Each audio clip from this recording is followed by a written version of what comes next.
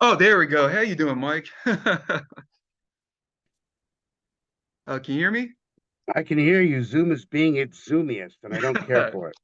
Hang on, Expectantly 'cause so. now it's not recognizing this microphone that I wanted to recognize. Oh no. Maybe it will now. Cool. Hey, There welcome it back, is. Mike. Good to see you, man. Thank you. Thank you. I hope this is better than Zoom is. Oh, Now for I sure, can fix sir. the. Thank you. Now I can fix the lighting. There Yep. we go. Yep. Take your That's time. within 10%. Hang on, a little brighter. Fire that off the back over there. And it's fantastic. All Cool. right. That's All close right. enough. Yep. So welcome back. Is thank you again for doing this. I really appreciate the your time for sure. Thank you so much. Sorry.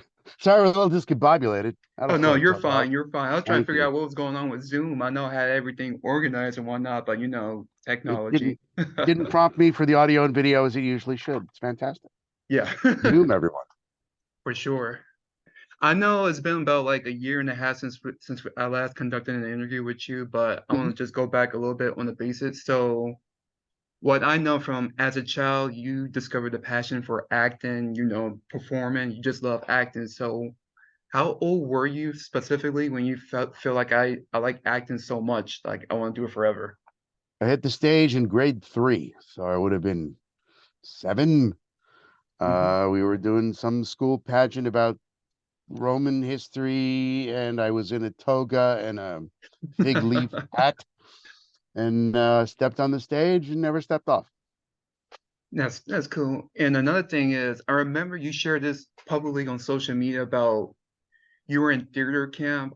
You were acting a bit with an ego and whatnot, and the theater director banned you from the play and forced you to watch the play. Now Yeah, going back to that time, I know it's a little not my brightest moments, but I want to thank you again for sharing that kind of story because it's not easy looking back to your childhood days and you realize how much of a brat we can be. mhm. But as from an actor's standpoint, I'm definitely sure I help you grow much more as a professional actor. So at that time, I know, forgive me if it's bringing kind of bad memories, but I want to thank you again for sharing that kind of story. Sure. You can't really be an actor without some type of ego because the whole point is to go onto a stage and say, "Look at me." But there are degrees of "look at me," and you don't have to be also "look at me." But yeah, sometimes you get knocked down a peg or two, but also sometimes the production people have big egos and they don't know how to deal with actors. I Right. might be going through that in the stage play I'm working on sometime, but we won't dwell on that. But yeah, people got to learn to get along with each other and accept each other for who they are, and I believe that for compromise sure. when tempers and personalities may clash. For sure, especially with production like theater production or anywhere where you like doing like a team collaboration effort, very, very important. Mhm. Now, moving forward, when you were in high school, you were part of this group called Royal Crown Players. So, what kind Some of, days you had it right the first time. yeah, Royal Crowns It, Players. it depends on the show we were doing and who was in charge. Yeah, so I would say that would basically the best part of high school for you personally, right? Yeah, it was. It took a lot of after school time, but we put on some good shows. I think Hmm. they might have put on better shows before I got there, but by the time I Okay. got there, we did some good stuff. As usual. And growing up in upstate New York, I'm sure that your parents were very supportive of your choice of wanting to be an actor and doing so professionally. They took me What would to they, theater camps and stuff, sure. So they indulged it. yeah, for sure. And speaking of your parents specifically, your dad, Mr. Herb, were you guys had like a very close-knit relationship as he like really supportive of your acting, your career choice of being an actor, and then he help you what any way he can? Um, yeah, I guess mom was more hands-on because mom was not working. Dad was Okay. busy running the bridal wear factory, making gowns, in being in Hmm. ladies' clothes. But yeah, he was obviously financing the operation. So he paid for college, thanks, Dad. But yeah, he didn't try to talk me out of it, so that's good. Um, and he didn't really live long enough to see it blossom, but presumably Unfortunately, he's yeah. looking down from above and seeing whatever's going on. Definitely for sure. And going on like during your college days, like you still keep on doing like theater plays, theater, and then somehow you wind yourself into a local radio station around Roslyn, New York, right?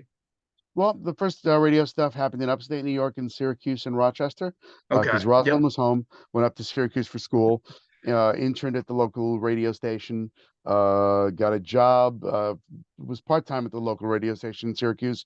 I was full time in Rochester for a year before we determined I was not rock and roll enough, which is a legitimate reason to be fired from a radio station. And then Yeah. I got bopped back downstate to the New York City area and was working in syndication in a syndication outfit for 15 years. Understood. So from when I received basically like a whole roller coaster of experience with radios, like the good, the bad, and the ugly, right? There were the radio stations themselves, I guess, in order of appearance, had great fun in Syracuse. Rochester, not really a great match. And then the syndication outfit, we often called ourselves Radio Purgatory. We weren't really on the radio. We weren't really off the radio. We were behind the scenes in radio. And there were some fun moments, but as far as anyone knowing that it was me on the radio, which was kind of one of the reasons why I was on the radio before, nobody cared. We were just anonymous people behind the scenes. Um, Having fun. yeah, still fun. It was fun until it wasn't. We changed bosses.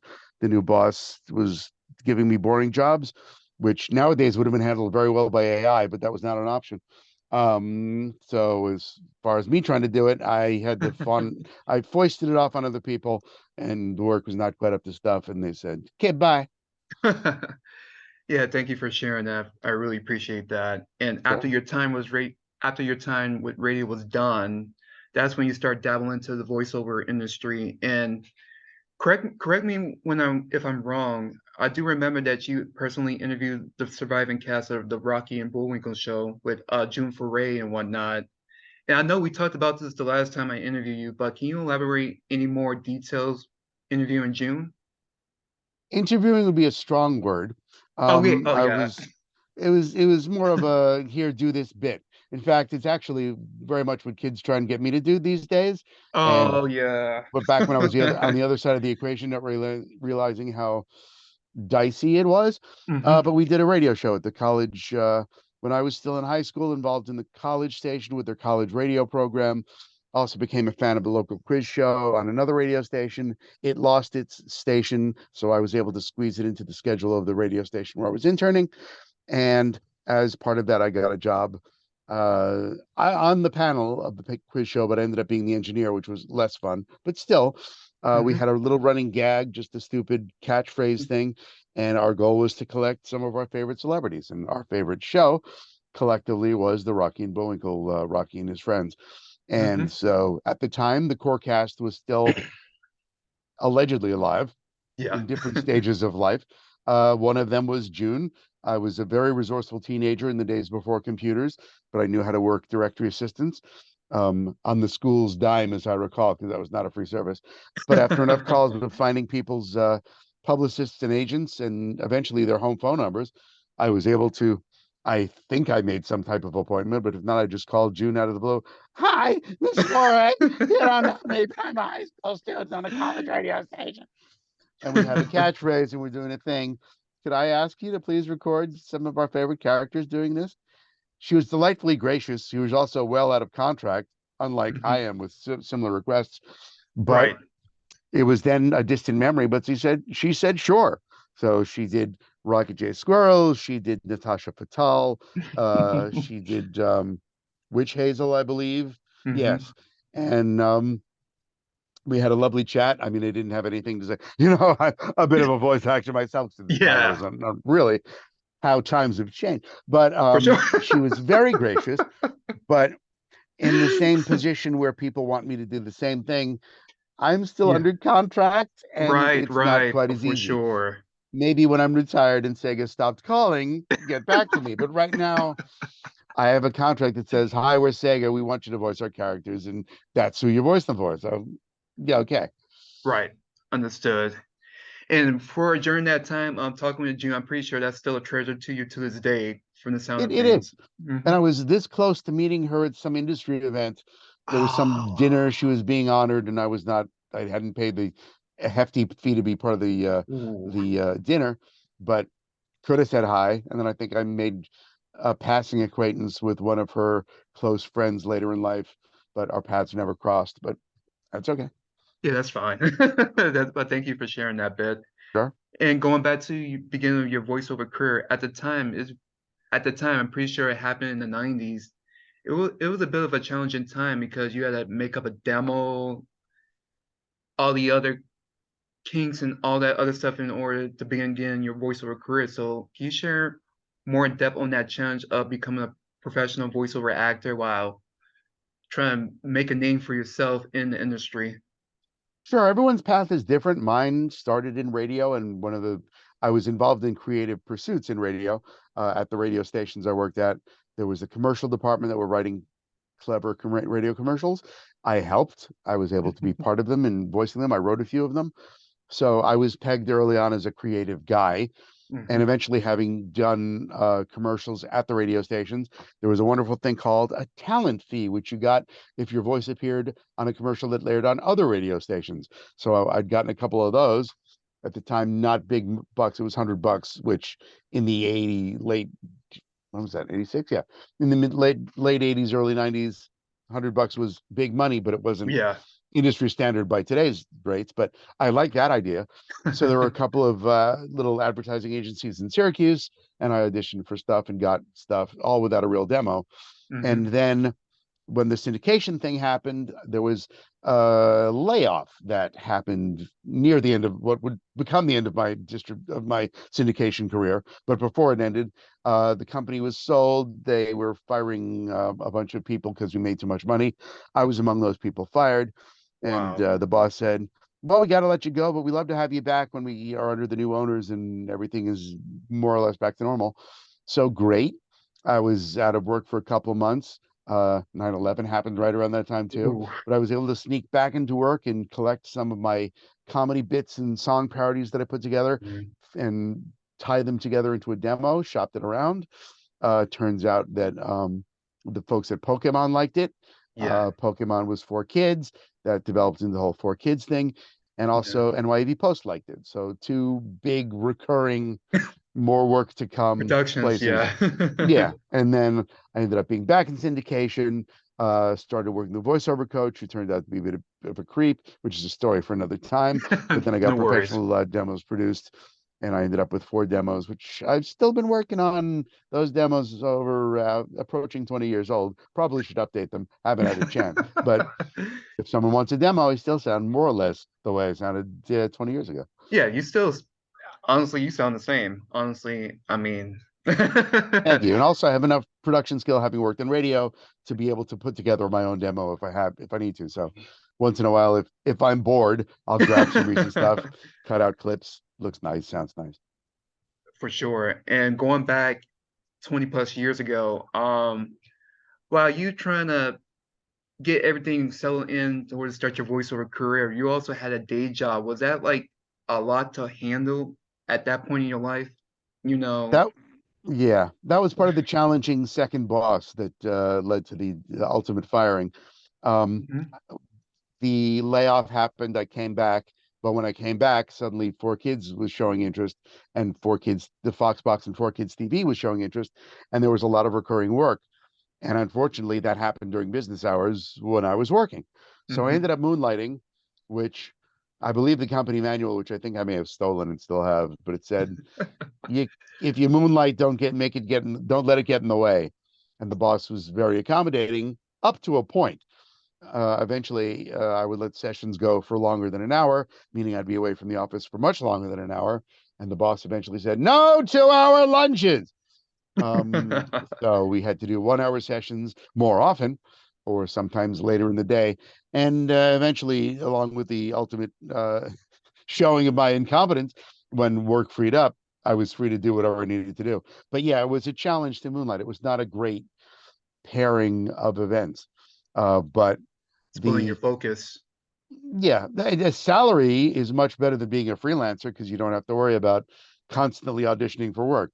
Right. Freelancing is freeing in many ways. So Yeah. I'm delighted to be a freelancer. I have days where I don't have anything pressing to do. I can sit and relax. And when I get a gig, the gig lasts 4 hours. I'm never bored. Yeah. But yeah, the lack of knowing, oh, I'm going to make this much money a year because I'll get paid every 2 weeks the same amount. That's I miss that. It's Yeah. the way I'm fond of quoting radio psychologist Dr. Joy Brown. And when people were in troubled relationships and abusive relationships, she would always ask callers, if you won the lottery, would you stay or would you go? And if the answer was, I would go, that means it's about the money. Yeah. So yeah, I miss the steady paychecks, but I love the idea Being of an being able to actor. work on a whole bunch of yeah, I get to do what I love. Yeah. And at And the go. radio station, I used to do what I love Mhm. until we stopped doing all the creative comedy stuff. I was just doing drudgery work that AI could have done. Right. No worries. And going back during that time, when did you first met your wife, Janine, if I'm pronouncing her name right? Was it Absolutely like, right. go ahead, sorry. Yeah, that was post college, post graduation, community Mhm. theater in Syracuse. We were doing a musical comedy version of Hamlet called Hamlet Cha Cha Cha, still available for licensing if you have a local theater company. Okay. And I played Laertes, and she played Queen Gertrude. And we had a bit of a dance, song and dance number where at one point I leapt into her arms. She took one look at me, dropped me to the floor. But as she loves to say, I was the first guy she ever picked up. So great time, Oh, led to wonderful things. She's still here yeah. now. And the fact that you guys share the same love and passion for acting, I definitely a ringer and a keeper for sure, you know. And she ended up going out on tour while I stayed home doing the day job. And Mhm. now the roles are reversed. I'm the one acting, and she's the one minding children. Oh, I'm sorry. It's like like the way you say it so casually, I'm like it tickles me. Thank you for sharing that. And Sure. thank you, Janine, for doing what's done, you know.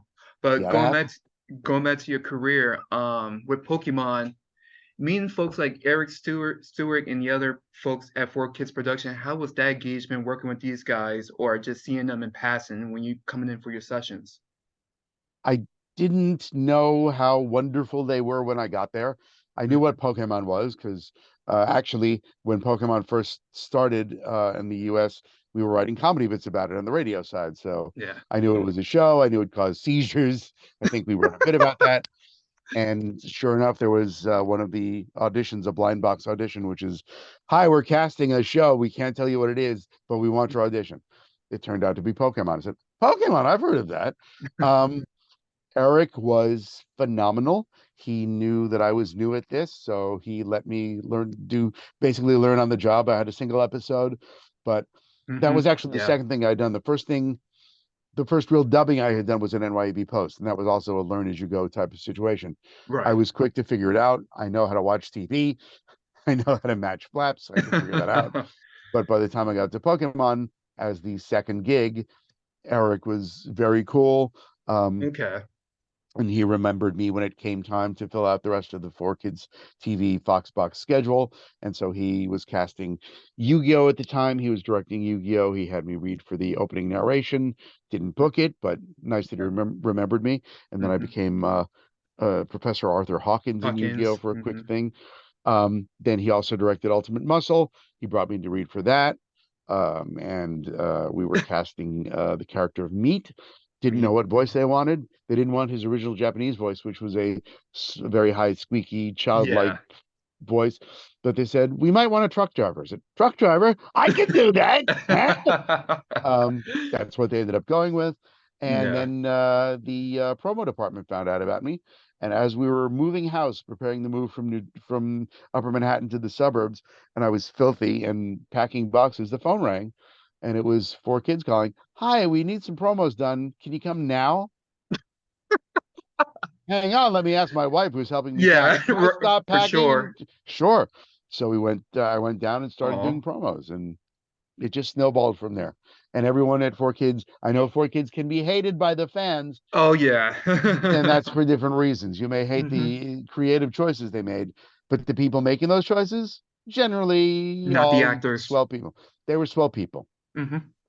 And I do agree with you because I see many of you guys like casting directors, producer, writers. You guys are a like-minded group of decent people for sure. I mean, talked with Michael Hagney, James Carter Cathcart, Tara Hmm. Sands, Veronica Taylor, Dan Hmm. Green, many of you guys, you are definitely wonderful people and very, very talented and personally hilarious to me. It's good to hear you Thank you guys very much. talk and joke about many inside jokes that you guys have from back in the days and going forward. So I like those kind of engagement that you guys still have after so Thank you. many years, you know? There are some lousy people in the business, but the Four Yeah, Kids crowd, not among them. thank God. That's a discussion for another time. For sure. And going back to Pokemon, and man, I would go move on to Sega, but let's go back to Pokemon. You've been a recurring Sure. talent for that series for over 20 years too. I mean, from voicing that guest character to like voicing Mr. Contesta, and then you humbly put it that you were the interim narrator for this show for a couple of years. Do you Hmm. have any like information about that? Like you knew about Roger Parsons, like he stepped down on his own accord and then they asked you to take over and then that's how it came to be?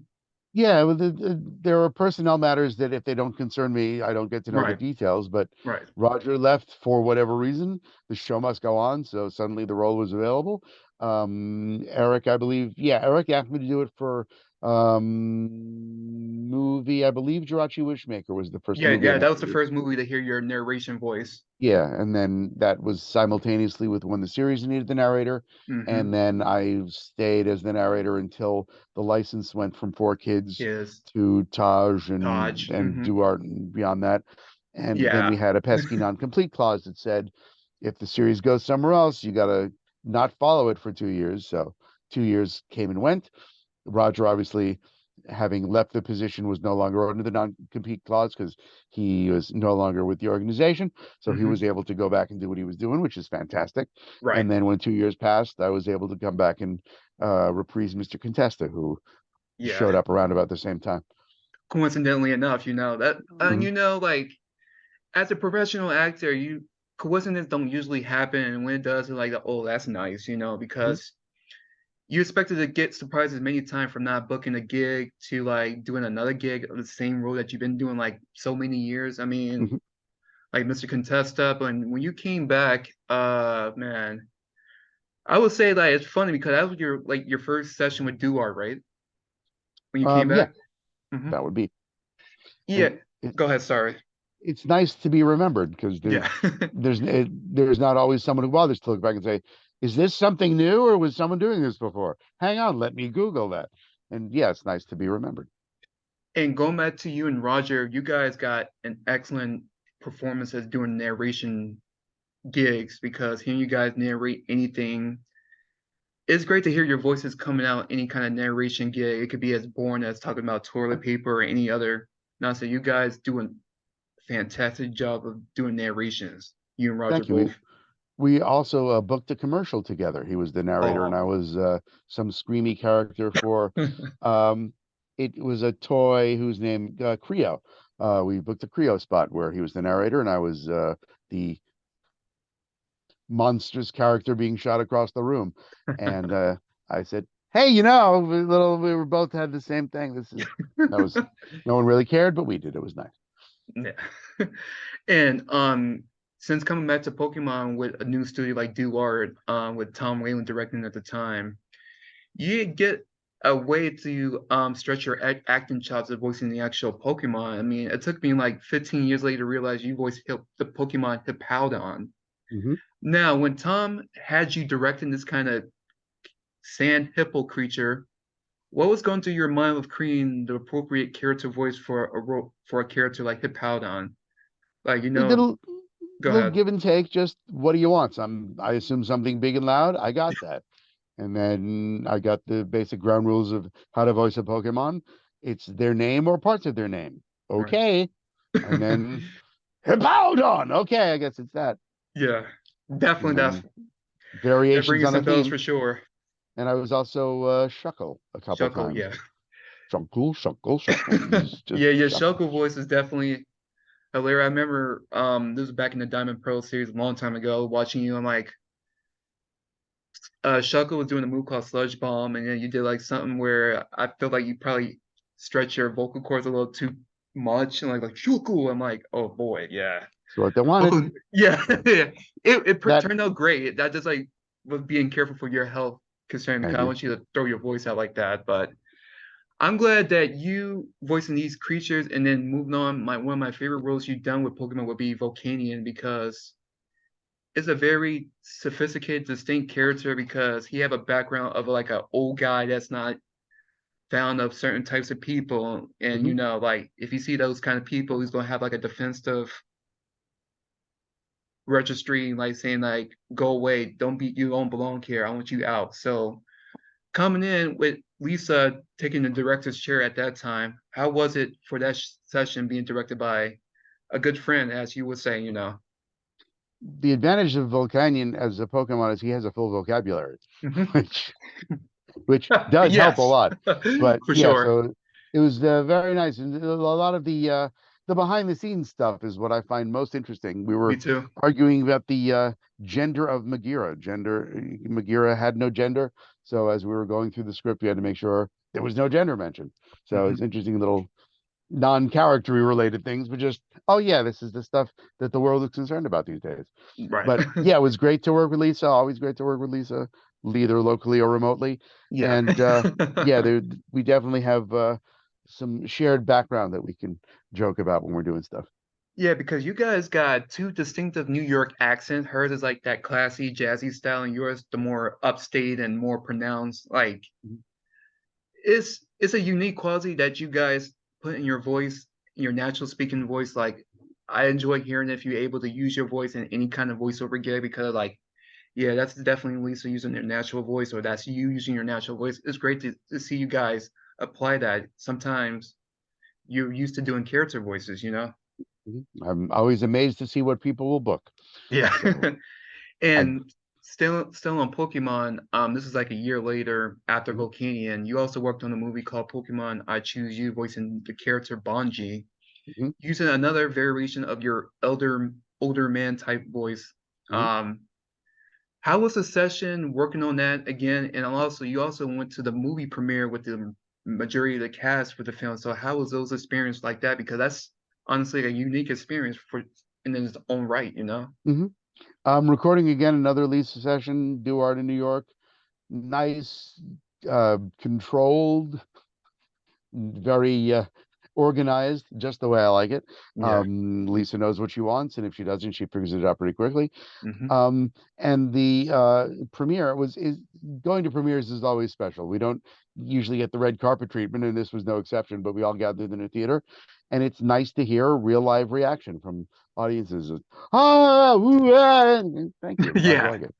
Yeah, I mean, like it's not like you just gonna just you and the rest of the cast just have a rented theater for rent. It's just you Mhm, joining the experience with the other fans that want to watch it, and you mhm, know, it really is a pleasant experience because you just watching probably in the back, just chuckling to yourself, and you being an voiceover actor for dubbing work, you don't nearly you don't see the full production. You only see the side of things that you're performing. And that'll be it. Only mhm. the director get the opportunity to see the whole thing before it's finished and whatnot, and all that other stuff. But moving on from Pokemon, let's go back to Yu-Gi-Oh! Not only you voice Professor Arthur Hawkins, you did like a pronounced accent. Was it British or English, if you can remember? For Arthur Hawkins, it was an elderly British sort of voice, sort of this, There we go. bit of very upper class. Hello, Very not sure. quite this energetic, but it was very much this with the rasp and all that. And I should make a note. That was the my first time actually hearing your voice coming out of my TV. I'm like, wow, I ain't never knew this will be the guy that'll be voicing Dr. Eggman. Like as a kid, of course, normally kids don't put it through their heads back then at the time we were talking about like 20 plus years ago, you know. Mhm. And then you also voice another character in the next Yu-Gi-Oh series, Yu-Gi-Oh! G, as you put, I think his name John Louis Bonaparte. You did a little effeminate voice. It's funny hearing it, but I can definitely sense the cadence behind your performance. It's not you trying to sound silly or trying to make a feminine type voice. You're definitely bringing in more in line with the character's description of what was given to you by Darren Dunstan when he was directing you. It started basically as a Harvey Firestein impression, There we go. and That's it. That's it. That's yeah, right. That's right. people of a certain age might not know who the hell that is, But if you've No. seen Hairspray, he was the original, well, female lead, the Hmm. female matronly female lead in drag in Hairspray. He was not in the film. John Travolta was in the film, but he was in the closing credits of the song. But he has a very raspy voice that's very Yes. feminine, and Yeah, I I could have seen. done. Go So I ahead. didn't do quite Harvey Fleiss. Harvey's very much very reserved and a little more down to earth. But for Bonaparte, he gets a little yelly, so it becomes more like this. For sure. And I should say, I've seen Harvey Fierstein on the movie Mrs. Doubtfire with Robin Williams, which you've probably seen for sure. So yeah, I'm definitely familiar with him. And he also done some voiceover gigs too with his voice because of the distinct quality to his voice, because I believe he's from New York too, right? Oh, yeah, Yeah, yeah. very much so. So he's definitely a great actor in his own right for sure. And let's moving on from the Yu-Gi-Oh series. Well, let me go back. What, I'm trying to fall back on my memory bank. Going back to Yu-Gi-Oh! GS, what's his like working with Darren Dunstan being the director? Now he's like the prominent director for the series in the same veins as Lisa is with Pokemon. So and you know these two for a very long time as well. So Mhm. working with Darren, how was that experience? Because I've seen many new and upcoming actors saying that working with Darren was such a pleasure. He's always know what he's talking about. He's always super funny, super chill, down to earth. So how was it for him for you, you know? Like putting on a comfortable old shirt. Oh, It's just right back. Hey, Darren, how you doing? And we remember our old jokes. Usually, yeah. I'm there with an engineer that I worked with before. So yeah, it's just, hey, it's great to be back. Darren should call more often. Yeah.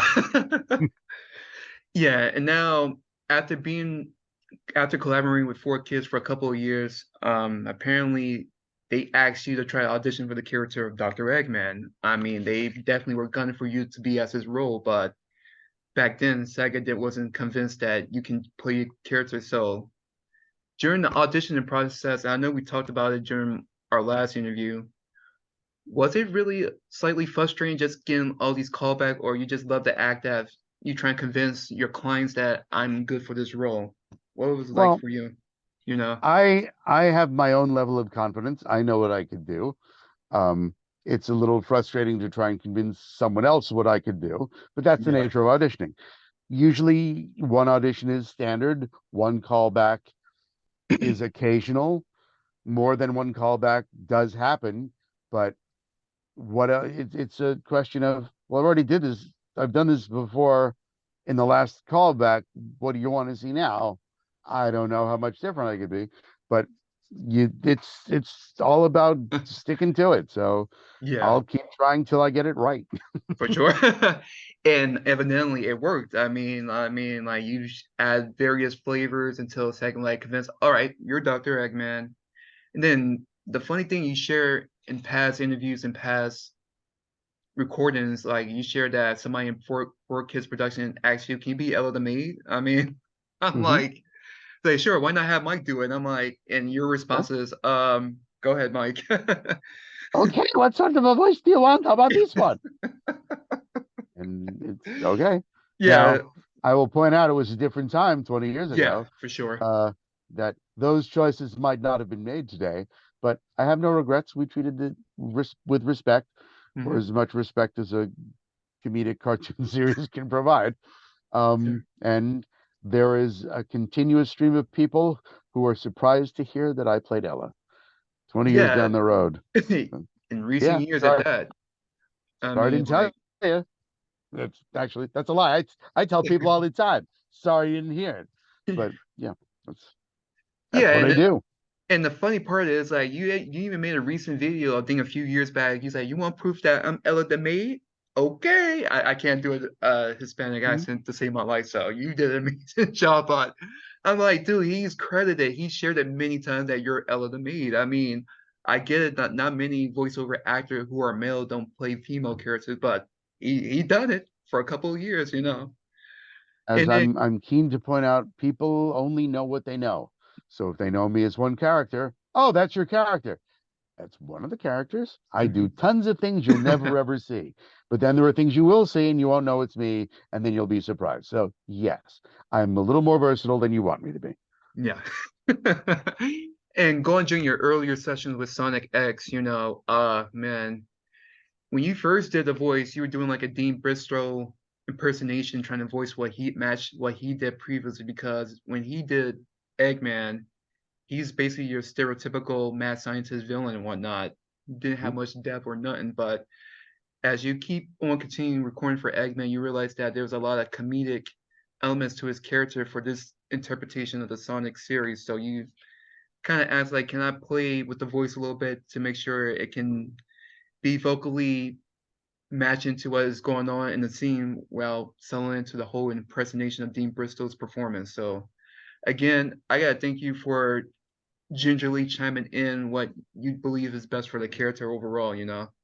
No, that actually it went in the other direction. The director and Oh, producer came by and said, "Okay, we're gonna ask you to put in some peaks and valleys to allow for comedy." Okay, so I went from doing Deep Bristol, which is the first few episodes, is all down here, and then the reference they gave me was Jiminy Glick, the yeah. Martin Short character, who Mhm. starts up way up high and then goes way down low. So that's why Doctor Eggman will start up way out high and then go way down low. Yeah. So we use the full range. And you know what? You've been doing that for a very long time with the Eggman character. Like when his voice gets so low, when he's like in a serious like you can't stop him on, then when you get so high, that's when he's like excited or angry. Mhm.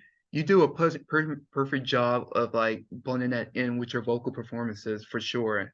Thank you. And during the time in the years after recording for Sonic X, they asked you to do Dr. Eggman for the video games. And during one of the earlier production you did was the infamous Sonic the Hedgehog 2006, which apparently every video game reviewer hated it.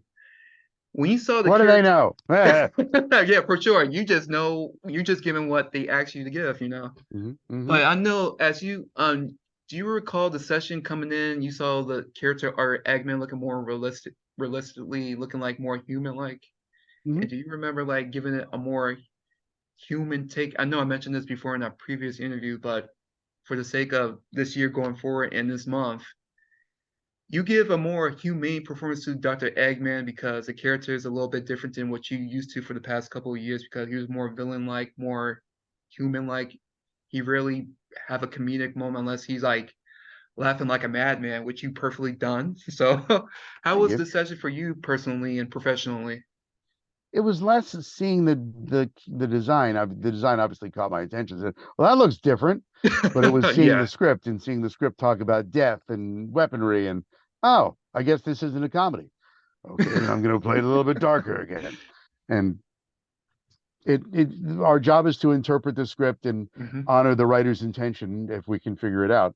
And so in this case, there was obviously not comedy happening, so we'll make this a little more serious. And that's apparently what they wanted because that's what they like.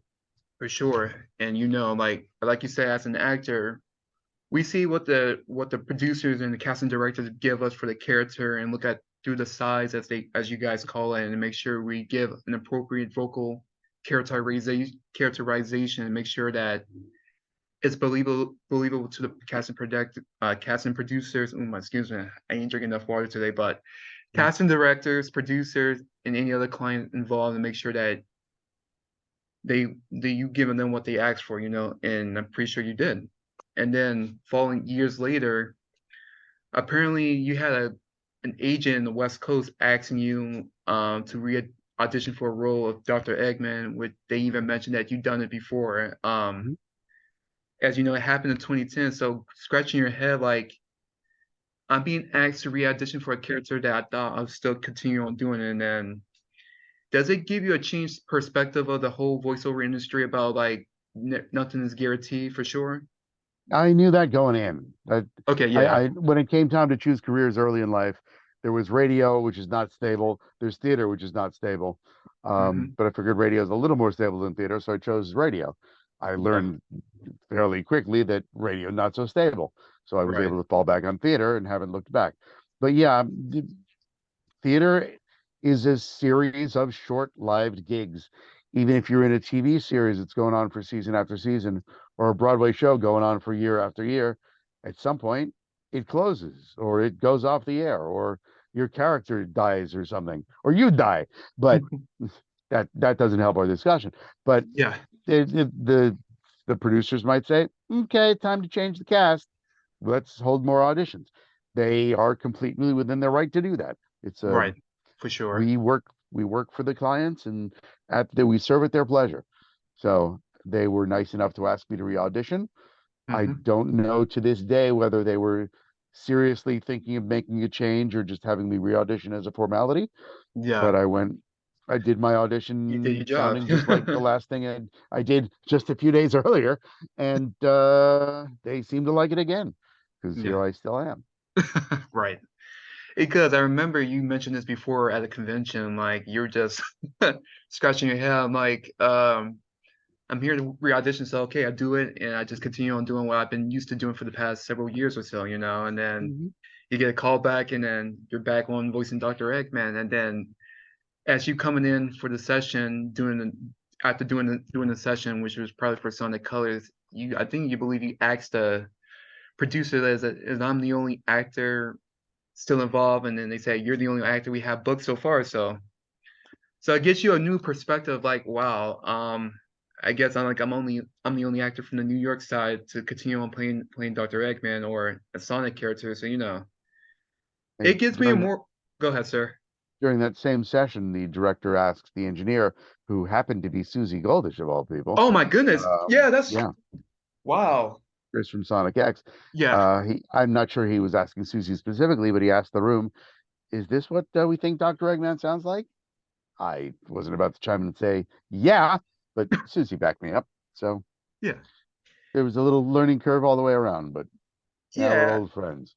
Yeah. And speaking of Suzanne Goldish, or as you guys call her Susie, I don't want to be too Mhm. formal because I don't know Suzanne, but yeah, it boggles my mind. Like, wow, even though the whole cast changed to the mostly the actors from the Southern California area, that she happened to be the recording engineer, and I realized that she moved to LA, like in many Mhm. other New York veteran actors. And I She was remember, also go She ahead. was also sure, sorry, she was also the engineer in New York, and Hmm. she happened to audition for Chris because she was given the opportunity.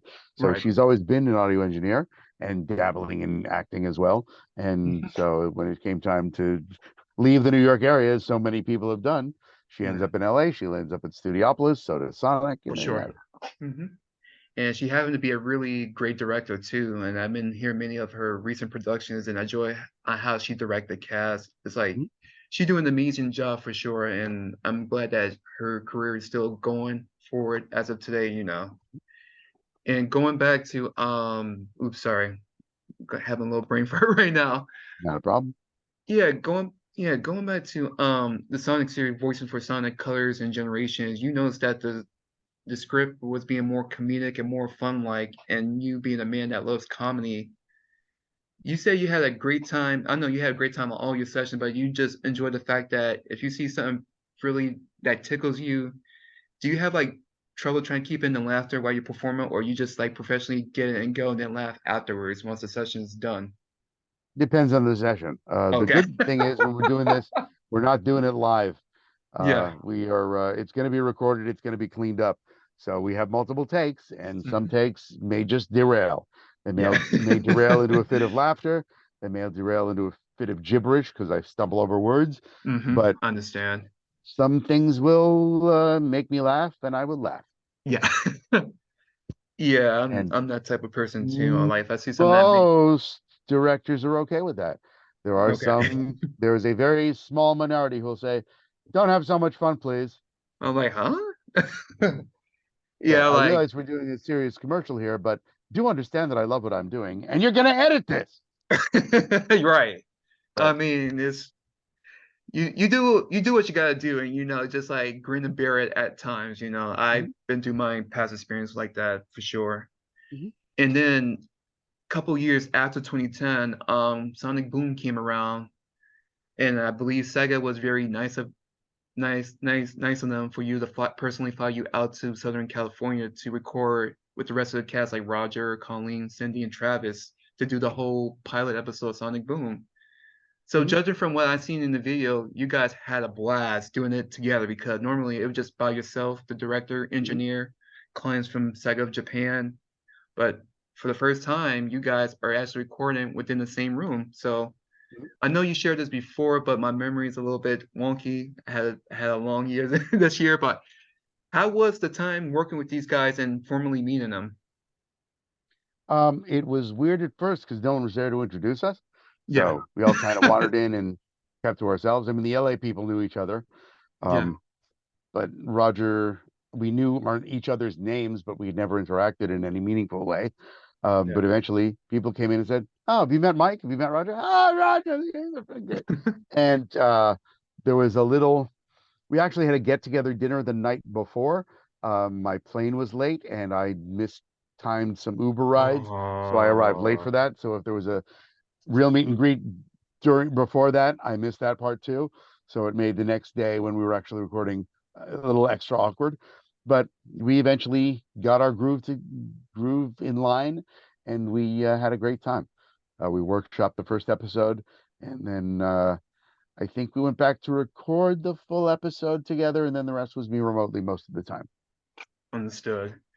And I noticed again with Sega, I think they're probably one of your great clients to work with because they do a very great, awfully nice job of taking care of you. So they were that nice enough to fly you out to Southern California to do the Twitter takeovers. And again, Hmm. when you do the Twitter takeover with the other actors, like mainly like Roger, Colleen, and recently with Dave Mitchell and Kirk Dorton, does it give you that thrill and that callback to your days on radio where you and the other actors just working on radio, but this time it's just more mostly voiceover as characters? Or is it basically like the same thing from your radio It's a days? it's a lot of overlap when you're doing prelay cartoons. Very often, the audio Yeah. portion of the recording is called the radio play because it's Yeah. very much like a radio. It's old time radio. Hmm. In my radio days were not quite so old time radio style. Hmm. I was born a little too late for the heyday of old time radio, but it does harken back to what old time radio and radio dramas and radio comedies were. So that's a great feeling. Just a bunch of people around a microphone, knowing we'll eventually be making this an animated thing, but Right. otherwise we're just standing doing our dialogue at each other. And one of the things I realized when flying out there is I forgot that I can actually look at people because I'm so used to being in a room, the Yeah. engineer's there, but I'm in the script and I'm in my own head. But I realized, oh, I can interact with people by looking at them, but also Jack the director's in the next room. I can look up Yeah, through the glass. I don't have to for go, sure. what? What did you? Oh, hi. Yeah, And because you yeah, that's great. you're so used to doing so like by yourself, like any like for the past 10 plus years, you're so used to doing it by yourself because you probably only hear Jack Fletcher from the overheads on your phones and whatnot. Mhm. But doing so with the Twitter takeover, man, part of me as a fan, I would love to see you guys perform, just like giggling to each other, just having nice banter, especially which Mhm. I enjoy you and Roger doing a lot of jokes and banter with each other. It makes me laugh so much, and it's one of the reasons why I still have a Twitter account because I just see two like-minded, chill dudes doing what they can, very secure in themselves, having so much fun. I mean, that's one of the people I like to strive to be, have that kind of much fun no matter how old you are. So thank you guys for Well, that, you and Roger both. certainly. Thank you for watching and listening. And assuming Twitter exists in a year from now or whenever would they do another one, Yeah, I'll try to suggest they keep track of outtakes because they should uh, they should put a few outtakes out there on the for social sure. media feed. And moving forward, a couple of years before, back in 2021, the whole, I don't want to call it drama, the whole thing when Roger initially announced his departure from voicing Sonic the Hedgehog, I was I was more understanding than most fans would like to do, as you know, because I get it. I learned that he was in a place where he wasn't thrilled to be living in LA constantly, and when he strived to stay in his hometown in Colorado and whatnot. And at that time, when many people was trying to come up with these different agendas why he stepped down, like I remember this is one of the times where I don't engage with any kind of fan community because like I tell you, like at the end of the day, it's Roger's choice.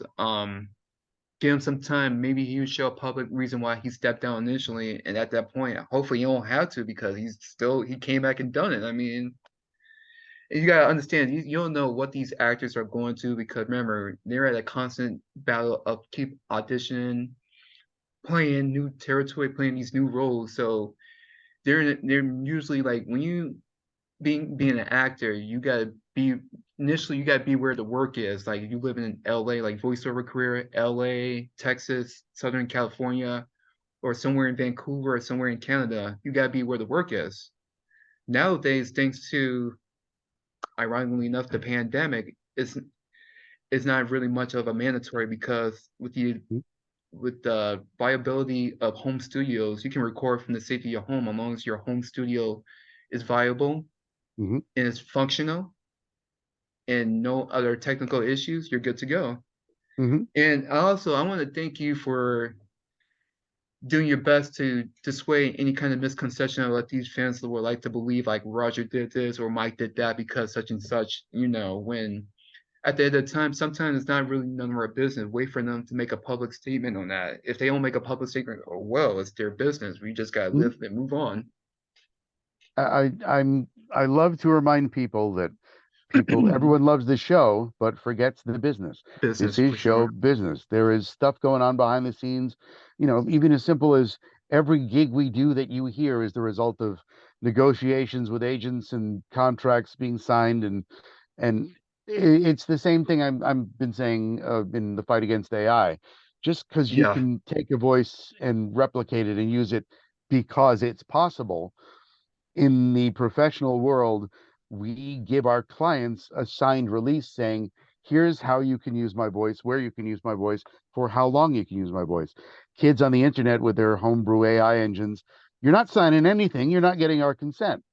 This is something that pisses us off.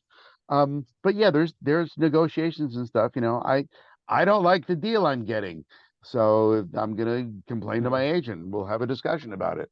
Yeah. So this is why SAG-AFTRA's on strike. The Yeah, I was film producers they're not serving our needs to protect us from AI and make sure we're being fairly compensated. And folks who don't do this for a living say, "Oh, the big rich actors are yeah, complaining." Okay, we're not all big rich actors. There are right. the A-list actors, and then there are the rest of us doing. We are day to day. We are working actors, Hmm. and if we're not working, we're not earning. So Right. certain contracts allow for things like residuals that while our clients who are selling the product over and over again are making profits, we can have a little of those profits. Thank you very much. For Because sure. we are enabling the clients to make more money. We can have a little more money from that. Thank you very much. Yeah. So yeah, there is businessy stuff going on behind the scenes, but like Hmm. any bit of personnel, even in an office, why did Jerry get fired? I don't know. It's Yeah. not necessarily your business if you're not Jerry. Yeah. And thank you for mentioning the AI bit because I was going to go on to the was going on to that topic for sure later on. But thank you for sharing about your state about AI because I definitely want to dabble more in that. With that said, getting back to Sonic, well, your involvement within Sega, oh my goodness. The recent game Sonic Frontiers came out. You come in, do the session, you doing your usual Eggman, the usual MO as one will put it, because you voiced the character for 20 years now. Hmm. But as I was playing the game, I noticed there was like a distinct different flavor this time around. This was like right after you announced that you still voicing Eggman, Cindy Robinson still voicing Amy, and the rest of the cast still doing their thing. The only thing I don't think there was no change for sure. It was just like everybody was still doing the characters despite what 2021 want us to believe. But enough of that. Going back to your performance, and hearing it from my gameplay, Eggman was still being Eggman, but I noticed that his relationship with the character Sage, I've seen a new side of him that I really have not got to see in after 20 years of knowing about the character, such as showing like a more paternal emotion towards the character to the point where there was this one scene in the game where he silently grieved for the character, only to be very ecstatic to find that the character is still alive. And ironically, the character is actually an AI. So Hmm. that's a little funny. And another role you did, which oh my goodness, still shocked me to this day, is the character called the N, where you and Hmm. Cindy Robinson did a dual voice. Hmm. Now, voicing a character like that, you give up a very automaton, deadpan, robotic type of voice. As a voiceover actor, what are the challenges of voicing characters like that have like a robotic sense of their voice or like sound like basically like a robot? So, what are the challenge of voicing the N for you? It wasn't particularly challenging. I've heard enough robotic voices in my time to be able Okay, to discern yeah, the sound and just take out any type of emotion. It's devoid what of we do. emotion. Yeah, it's it's parroting, but it's a little more than parroting.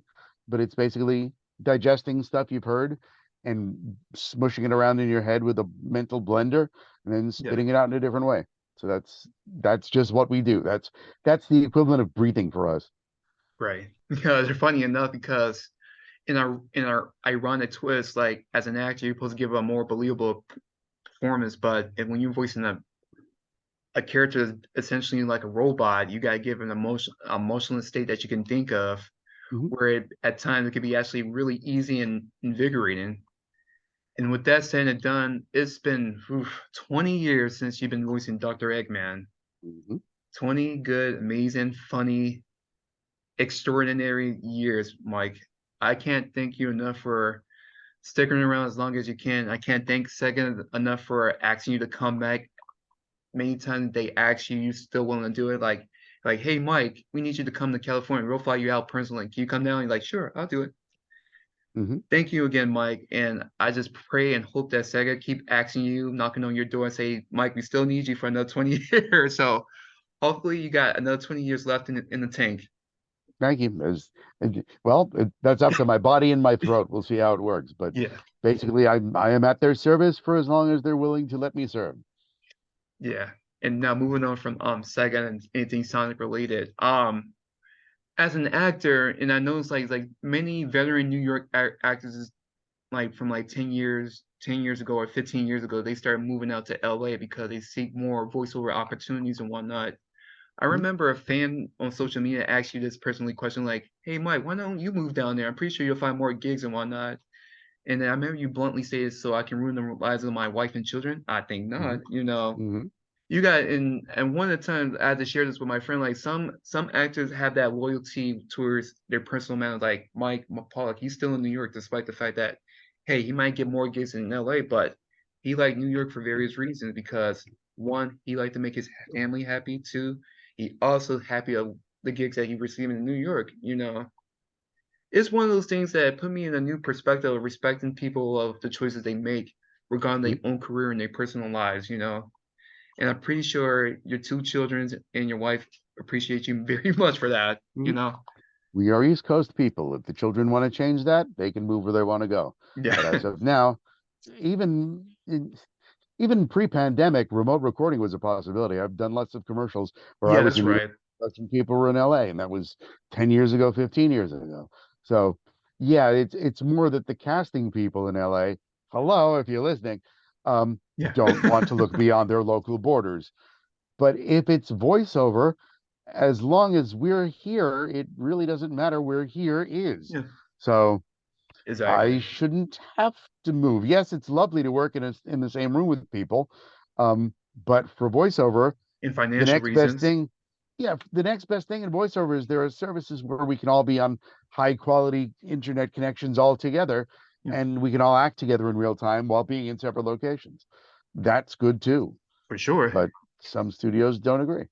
Yeah, Can't help it.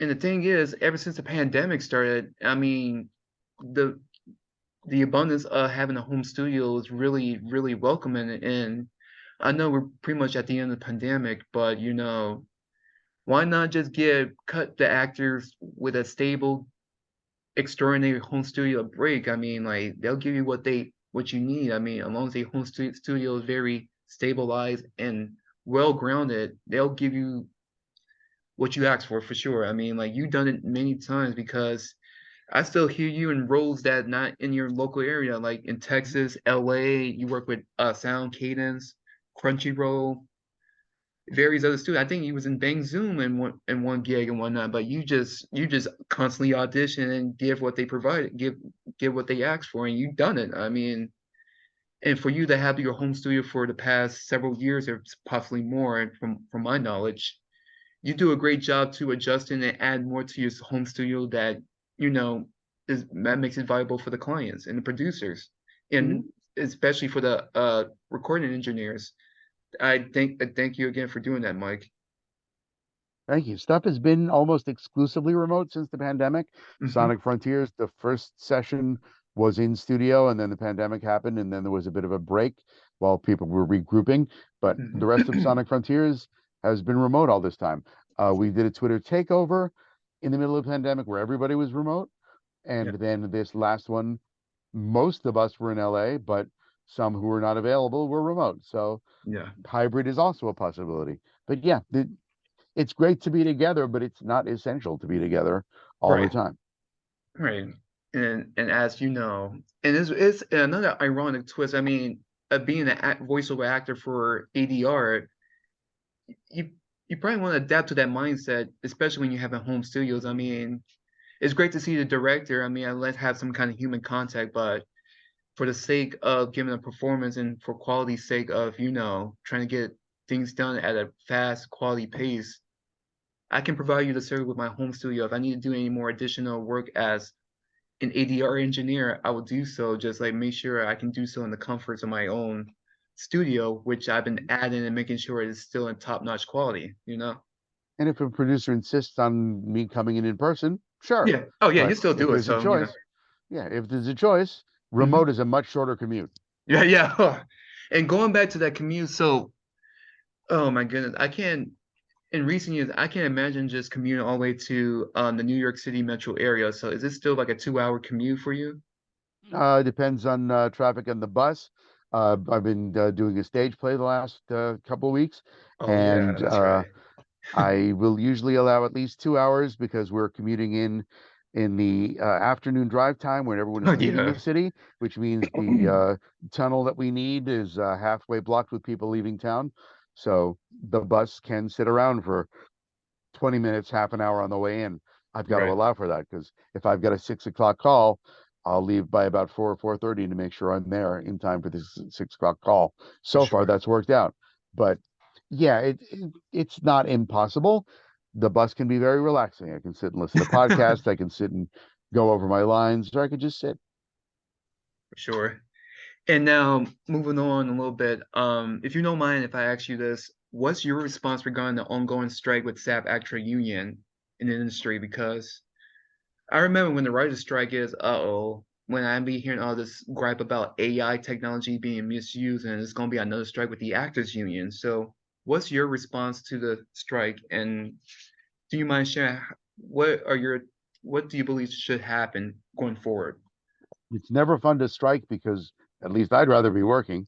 The stuff that I usually record hasn't been struck, so it's not Hmm. affecting me directly. But in the event that I was to be hired for one of the contracts that's being struck, I can't do it. So it's one way to show the solidarity of the working class is to strike. So we've got to strike for what we believe in. Um, Picket lines can be a little dopey. We're all chanting in unison. We're all chanting Okay, great, we get it. Look, I'm holding a sign. Okay, we get it. There might be better ways to accomplish that, but I guess for the sake of visibility of people driving by, oh look, they're picketing. Um, Right. but I think more is being done in the negotiating tables than the people with the sign. Um, but I am monitoring the strike, whether or not I'm directly affected. When I have free time, it's been tough to go join picket lines because our shows are in the evening. Picketing is usually in the morning because of the heat. So it would be a very long day to come in until noon and then wait around until my call at 6. So maybe when the show is over, I'll devote a couple of days to seeing who's on the picket line. Oh, look, it's me. But yeah, picket lines are open to anybody, not just union members. So come and hold up a sign.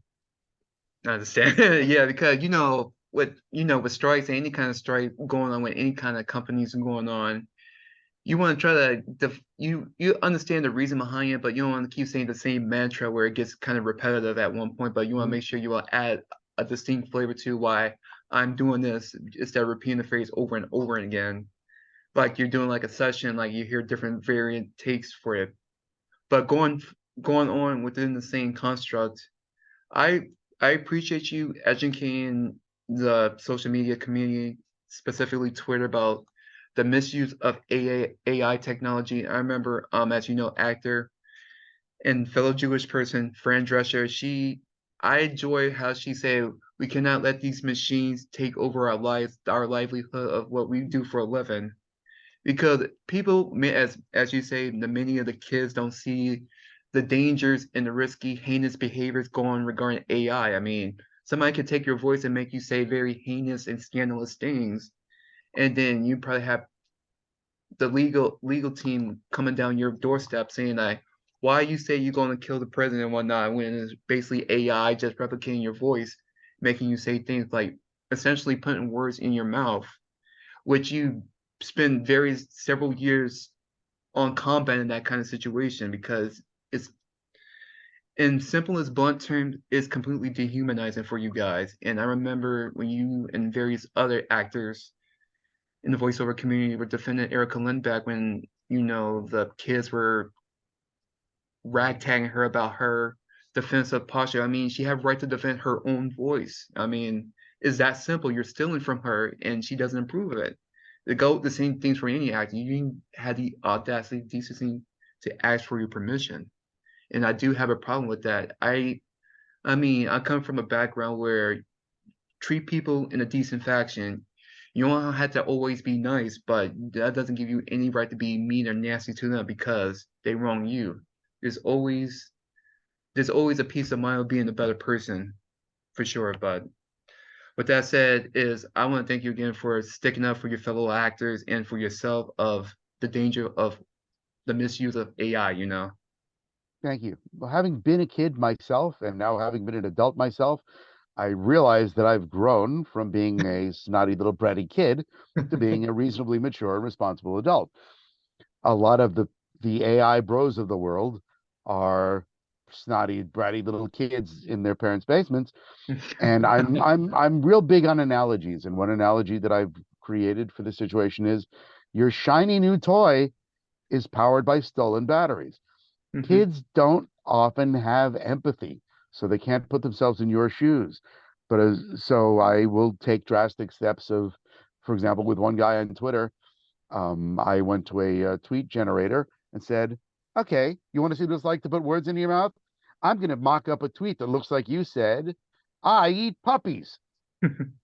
You like that? Does that feel good to you?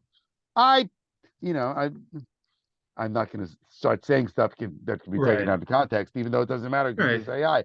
But yeah, one way to demonstrate it is to put words in your mouth with a fake tweet. If that if you suddenly realize, oh wait, that doesn't seem good at all. That feels creepy. That's how this feels. And For sure. just because you're not somebody that the world knows as a voice actor doesn't mean that you shouldn't be aware of AI as well. There are the AI scams that are going around saying, "Hi, mom, I've been in a car accident," and it's not someone famous; it's someone who left a voicemail that Right. hackers broke into and turned into AI, and now they're calling your parents saying, "Hi, mom." So it's something to be aware of. But even if For it's not used sure. for nefarious purposes, it's just creepy. Having someone shove a virtual hand up your back and turning you into ventriloquist dummy Yeah. doesn't feel good. Yeah, I mean, No. if you're observing it from outside, but if it's happening to you, and this is what empathy is, For how would you sure. I feel? mean, Another analogy, the stolen car, which the AI bros will say, well, it's not like stealing a car, it's harmless. Okay, if it was your car, you wouldn't feel good if someone stole it. And you wouldn't care if it was for profit, if they sold it to a chop shop for $200, or if they just took it on a joyride and trashed it, it's still your car. yeah. This is what empathy is. So it's your voice, your identity, your likeness is your property as much as your car is. Right. You don't want that messed with. For We had a sure. we've got a tree that went through the roof of our vacation home and tore a hole in it. That was not human. That was act of God, as the insurance company will say. But it doesn't feel so good that nature violated our house. it's just like we use like you use the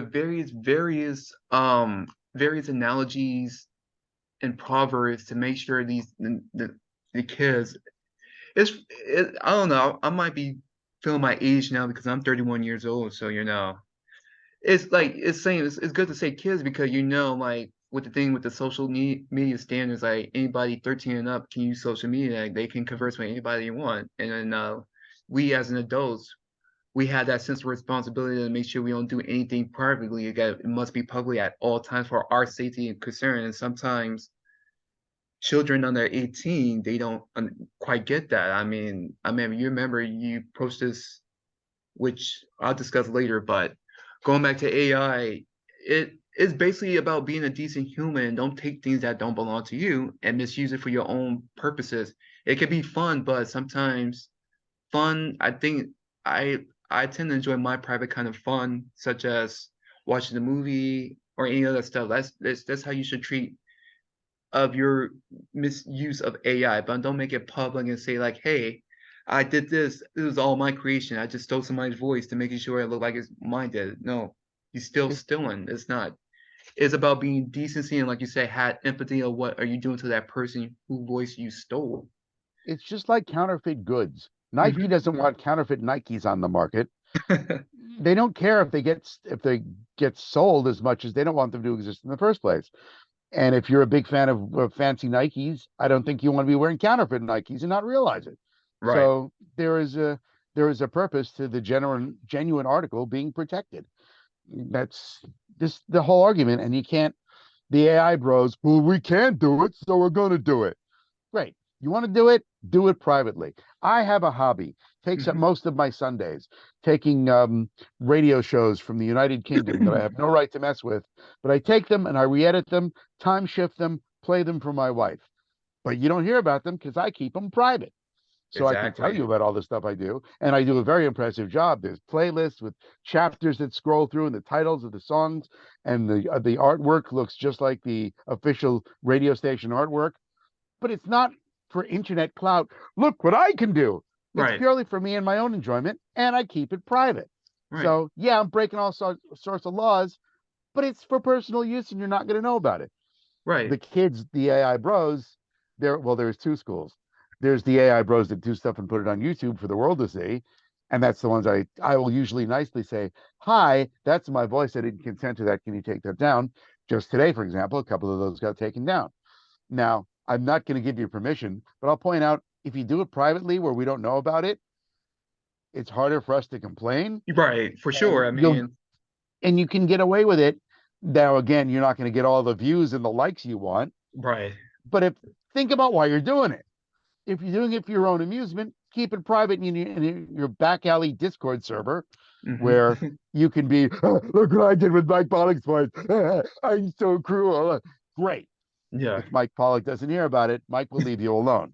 But it's right, when you want the world to know, look what I can do, and right, look what the lawyers can do, and I'll be right. in touch.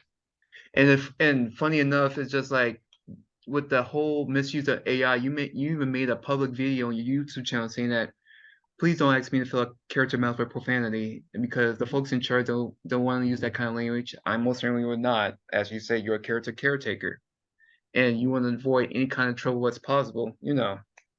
It's And just like, people, and this confuses people because people say, well, you hate profanity. No, that's not true. If you come to my show, which no one's coming to, I drop at least an F bomb and an S bomb because it's in the script. And yes, if it's in the script and it's appropriate for the character, I'll swear up a blue streak. But it's not appropriate for this character. And just because you can take AI and make the character say things that sound like me saying it, mhm, it's inappropriate. It's for creepy. sure. Don't do it. Hmm. And that's why the reputable AI voice engine machineries will say, "Oh, we've blacklisted you, so no one else can upload your voice." Great. Some of them not so reputable. So Right. I the understand. laws have to catch up, and we'll fix that. But right now, the best I could do. Excuse me, could you take that down? Yeah. Then there are the defiant bro. No, you can't make me. I'm going to leave it up. Okay, you leave it up. Leave my comment up asking for me to take it down. But if not, I know some companies that have bigger lawyers than I have. Maybe they'll Hmm. be in touch. Yeah. And I like how you gingerly deliver that line too, because like there's one thing that is about losing your anger and your temper about it when there's a civilized, rational way of going about it, which you have done many times in various engagement with these no nonsense, unruly fans or quote unquote fans, it's a journey for sure. And I want to thank you again. I will keep thanking you probably for the remainder of this interview. For the update version of your website because you add new things in regards to the recent times, especially with the fan engagement. It's like at this point, every time I use Twitter, it's like I gotta choose a battle because no whatever person I'm talking to, you just pray to God that there'd be a decent person and they're not gonna act like a irrational, nut job. It's like, It's really a matter of perspective, and people yeah, don't have perspective. They say, "Oh, big ass, big actor is crushing the little guy." No, it no, doesn't matter that you're the little guy. Little guy, you're invading other people's privacy by stealing their likeness. hmm It doesn't matter who's big and who's little. You don't steal people's stuff. right, Likeness, cars, lunch. Don't. Don't steal stuff. right, for It's not sure. that hard. It's not. I mean, avoid the temptation at all costs. If you need help, there's or where there are help can be provided if you need that kind of help. But Hmm. just don't do it. Yeah, Avoid any kind of legal trouble. it's the same thing. I didn't have any money to pay actors for my project. Okay, if you don't have any money for food, do you steal food from McDonald's? I don't think so. That's not Nah. usually how that works. There are organizations that can provide free meals. There are actors who work for free. Just because you can't, the the bottom line on that is I'm going to say, hey, I got Mike for my project. No, no, you didn't. You No. created digital Mike and simulated Mike saying words for your project. Mike is not involved in your project. So and the fact that you're Mhm. looking for a voice that sounds like mine as opposed to a voice that sounds like Lou Schmecky from Cleveland indicates that you're the goal is to take my likeness. Yeah. Don't. I'm sorry, my likeness is not available to you, but until I work out some sort of licensing deal, if you look Mhm. on Wikipedia, the articles in Wikipedia have a Creative Commons license. There are Yeah. licenses involved saying you can replicate this article, or you can excerpt it, or you can use this image. You just credit the original person and reference this license. But I'm not licensing my voice like that. I license it to my Yeah. clients, but I work business to business. I don't really work business to consumer. So that's why even with simple things like denying voice requests, you're mean. It's not No. that I'm mean. It's that first of all, the ever since people have asked me to say certain snooping as usual lines that aren't Yeah. Sega, um, and I find it's taken out of context, and now AI just makes it For worse. sure. All the time. It's the character belongs to Sega, not me. I voice Right. it on Sega's request. I don't want to misuse it. I will do occasional stuff directed to Sega's to the Sonic Twitter account if I know that it's not going to step on any toes. Right. And Sega would love for me to do that because then they don't have to pay me. And that's also kind of weird for the relationship. Sega and I have a working relationship. If they use my services, they should pay me. If I offer my services to do something for free, am I cheapening the deal that they have otherwise? Why should they pay Right. me? I'll offer to do stuff for free. So Right. yes, I'll occasionally do a quick little tweet thing in Eggman's voice to enhance something, and they're Yeah. obviously going to be very happy about that. But also, you have to think, why am I doing it for free when this is something I'd normally be paid for? Right. And there was a recent fan project that I was in, same thing. Oh By the yeah. time that hmm had dragged on for several sessions, and I'm yelling my brains out for free, it occurs to me, hang on, I'm normally paid a large sum of money for this. Why am I doing this for free? So it's a very fine line of not wanting to be taken advantage of or not want to take advantage of someone else. So sorry, I can't be in your project to Right. sound like Dr. Eggman. He doesn't belong to either of us. If you're not Sega, you don't get Eggman. Sorry. Yeah. That's why And if you look in the back of his head in tiny print, copyright Sega, because yeah, this I belongs see to it. Sega. I see it. And going back to that, I think many people have this misconception of these words about being kind always, but what I learned from my grandfather that it is a privilege to be kind to others, but by default, you want to be a decent person by default. Being kind is a privilege not easily extended, like you just mentioned before. Like you doing something for free, that's awfully kind of you. And quote unquote, let me specify the word awfully because honestly, it's not always easy to be kind because if everybody was kind on Earth, then homelessness and livelihood would be Crime. improving substantially. But people need to understand about it's great to be kind, but you understand, are you willing to give up that kindness and are you doing it appropriately instead of just doing so just because it looked good? Because otherwise, at the end of the day, you might not make yourself feel good at the end because you're just doing it because people are telling you to. But that's why I say when kindness, like for example, when I buy you coffee on occasions, I'm like, I'm doing it just to be kind because I don't expect Mike to give me something back. I mean, excuse If me. we were if we were together in Starbucks, I'd buy you coffee. Don't worry about it. Yeah. But yeah, it's Yep. as Brother Wee's radio guy in Rochester, who I worked with for that fateful year, would sign off his show every day with, "It's nice to be important, but it's more important to be nice." Exactly. I agree to And that for sure. And and I then go, can't be kind to everyone, and sometimes I come off as mean, but there's usually a reason behind it. If you're mhm, asking for if you're making ridiculous requests, I'll be as kind as possible, but it might come off as mean because I have to say no. And I'm right. sorry, but not everyone gets a trophy. Although someday I might make trophies up to say Mike Pollock was mean to me. So there's your trophy.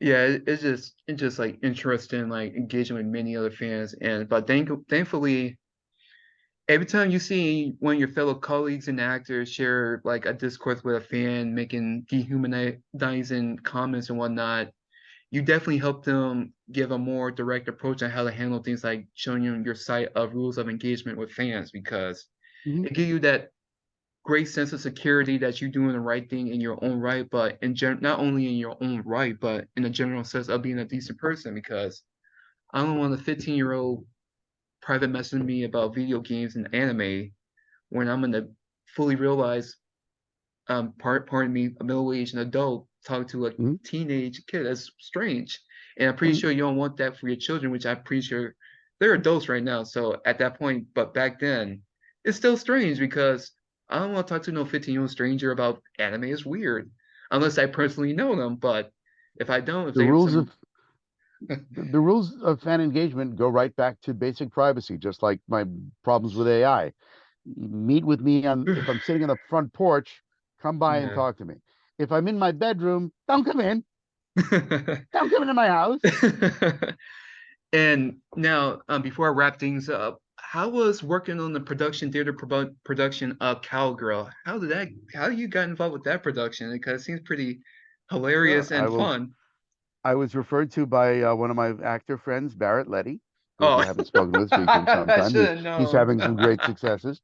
And Oh I didn't get all man. the details, but I don't know if they asked him to be in it or if he just said, have Mike do it, or if he said, I don't want to do it, have Mike do it. But they recommended me.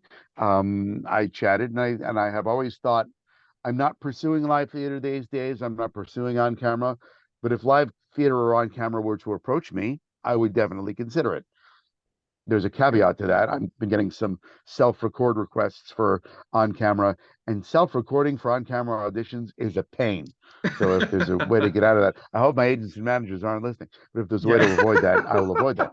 But we had a Zoom, we emailed corresponded, the director, the producer, and I. We had a Zoom audition where we chatted for a while, and they said, "Here, read this scene." I read the scene. They liked how I read it.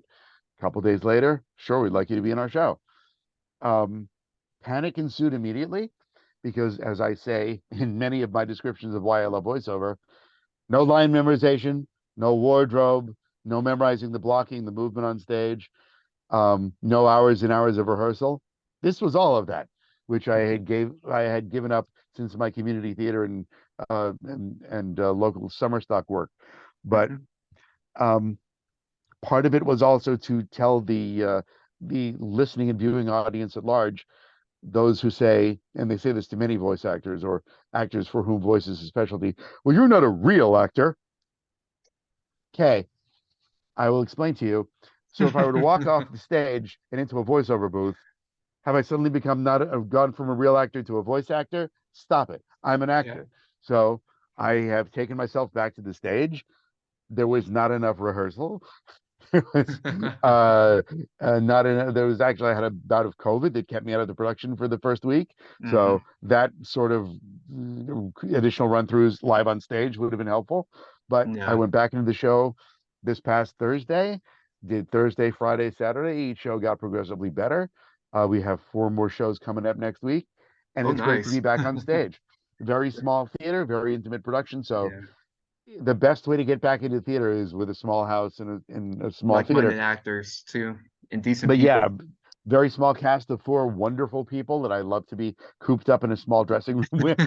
And we're having a great time. And I wish that my fan base was not so spread across the country and the world, Yeah.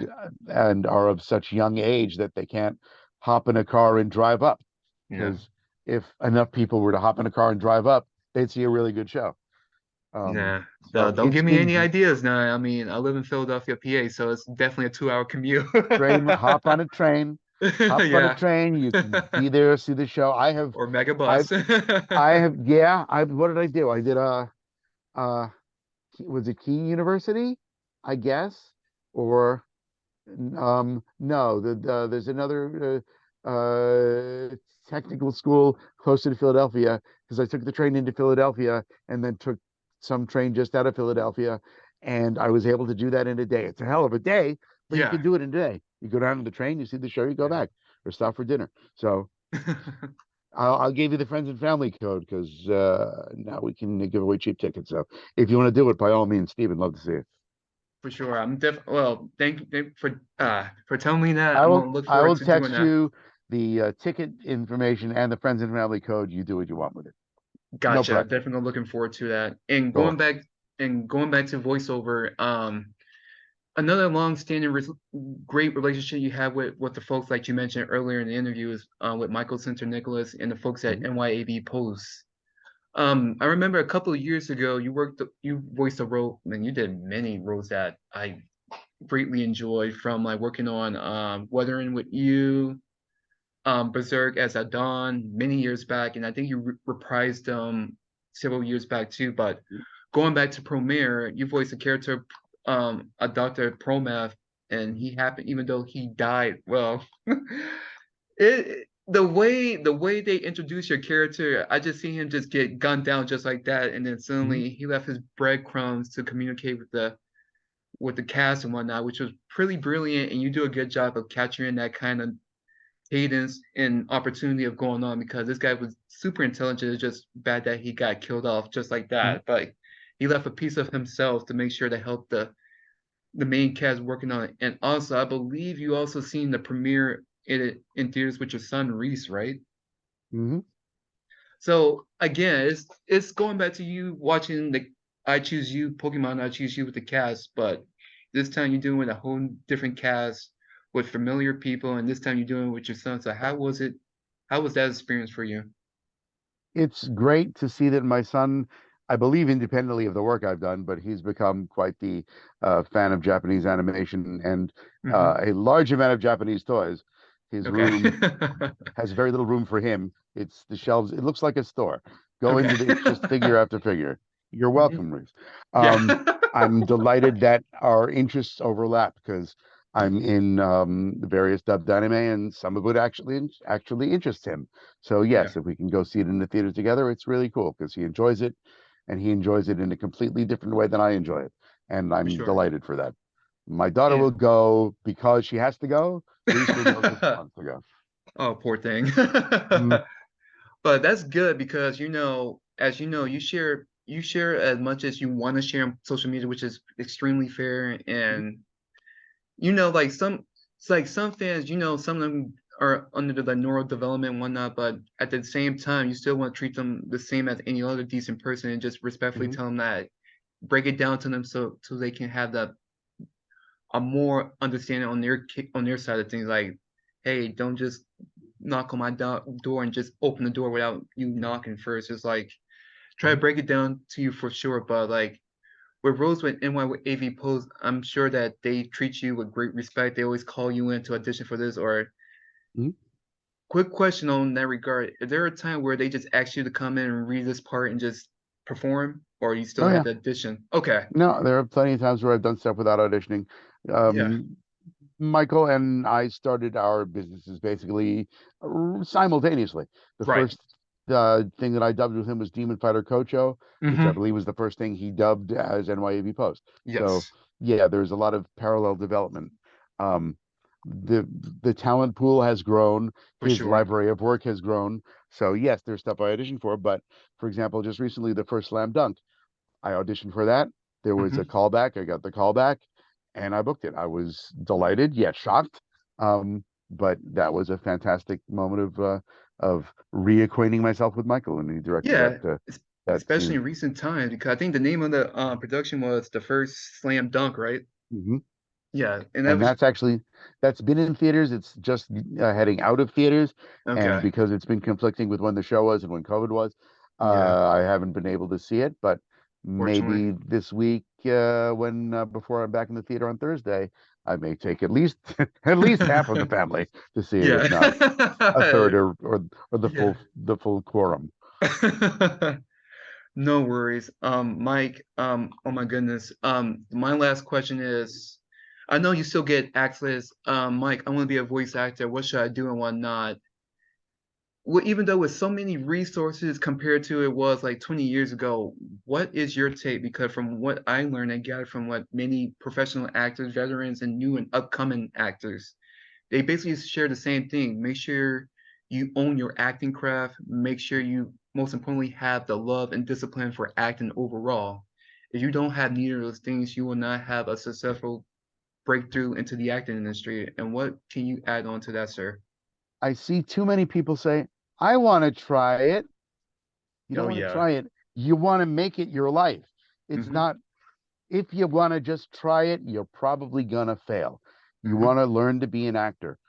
Acting school, community theater, school theater, immerse yourself in acting. You may have a natural skill, which fortunately I did, or you may be able to develop the needed skills, but Yeah, it's a commitment. for sure. Doing a show, for example, it's a commitment. It involves 2 hours commuting in, an hour before the curtain goes up. We're there for the show, which takes just under 2 hours. You got to rush like hell to get back in your street clothes and get the hell out of the theater, and then take a late night bus home. And I'm home by 10 or 11:30, and that's a commitment, and committing to to rehearsals and showing Hmm. up on time and learning your lines and being present for the live performance. And if you're doing voiceover, you're going to be in a studio, but you're still expected for the 2 or 4 hours you're in a studio For a to be session. working. There'll be breaks, but you've got to be there to work, and you've got to be in Yeah, reasonably good health and able to work, and you've got to be able to act, because if you can't show up and act, the director's going to get very frustrated. for sure. And And also, and then one thing, most importantly, like most people still don't get this is also be a decent person overall too. Don't come in here like I'm the best actor that you are ever going to book. Don't have an ego like as we mentioned earlier in the interview. Don't be a decent person. It's not that hard. yeah, my problem, I have too much fun, but I can't really Yeah. apologize for that. Yeah. Most people don't complain. I can tell some people, when I did, because I'm always meeting new people when I'm doing commercials and industrial Hmm. stuff that's not the usual animation. And Right. I try and get a read of the room, which is a little harder when it's virtual, but I'll start making the usual wisecracky, smart ass jokes that I do.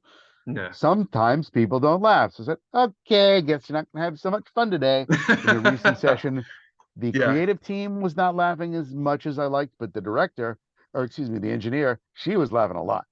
I'm not sure if she Oh. was laughing nervously or she was actually enjoying my witty banter, but that made me happy, and I Yeah. was playing to the engineer. Yeah. But have fun. Don't have too much fun, because directors don't hate don't get that. Yeah. Even though I'm in a place now where I can have fun and be serious for the work. For sure. But commit to the bit. If you want to Mhm. be an actor, and if you're going to realize how hard it is to be a freelance anything, Oh, being a for freelance sure. actor, it's a challenge, but it's a wonderful challenge. Auditions are a drag. Booking the auditions, I booked in the heat of my COVID, the latest COVID fight. I was deathly ill and sounded like I had a horrible cold, which I sounded like. And Ah, I auditioned for a whole bunch of stuff, booked two of them. I was shocked. I said, really? Okay. I Okay, hope I'm yeah, not. I hope I sound okay by the time the booking is. But yeah, that's so you never know, and I'm delighted to never know. yeah, I understand. And with that said and done, Mike, I know it's been like almost going on 2 hours now. I can't thank you enough for this interview. It felt much better than the first time I did it with Skype. I felt more comfortable and more confident, and Excellent. it's It's- I had a great You're time. growing. I try not to smile too hard because hearing you talk and discuss between two decent people, this is like what I want with many of the actors that I want to talk to because like I feel like I'm talking to a decent person, an Hmm? acquaintance, rather than just me being like a fanboy. Oh my gosh, my God. But no, it's like this really being a very informative interview, and I learned a lot. And I will definitely try to make an effort to see Cowgirl for sure. Stephen, I So appreciate your support on social media, yeah, backing me up on all sorts of controversies. Thank you so much. you're welcome.